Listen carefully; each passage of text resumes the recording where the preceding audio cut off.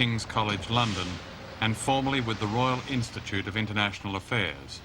I think most people would accept that in quantity of military power, whether one's talking about conventional or nuclear forces, the Soviet Union has more numbers. It, say, has 1,400 ICBMs to the American 1,000. With multiple warheads, the Americans may have more warheads at the moment, but they're losing that lead too. So I don't think the argument is quantity. Quality is relevant. The United States certainly has been the pace setter in some ways on quality. But even then, I think the qualitative differences are not as great as they once were. The Soviet Union has, with enormous effort, caught up, and it's very proud of doing so. For impartial analysis, the Stockholm International Peace Research Institute enjoys a rare reputation. Its 1982 report says that America is up to 5 years ahead of Russia. We believe in the Russian army. We believe in the skill of the Russian generals.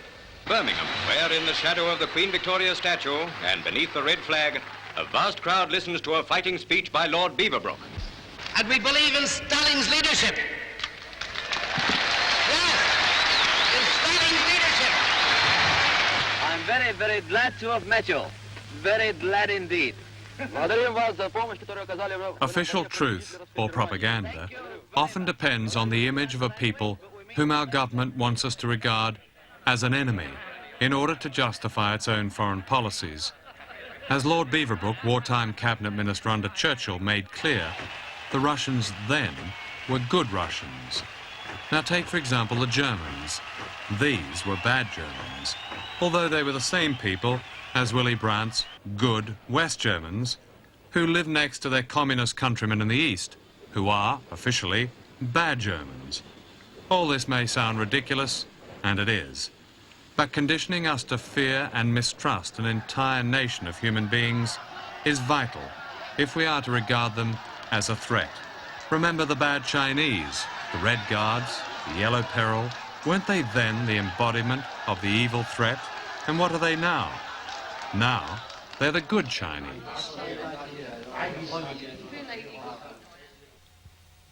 When I last went to the Soviet Union in 1977, I interviewed many of those called dissidents, people who dared to speak out in a police state.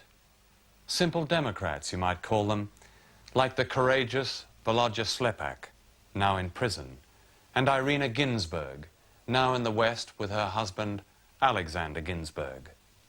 What I learned from these people was this: when international tension is relaxed, détente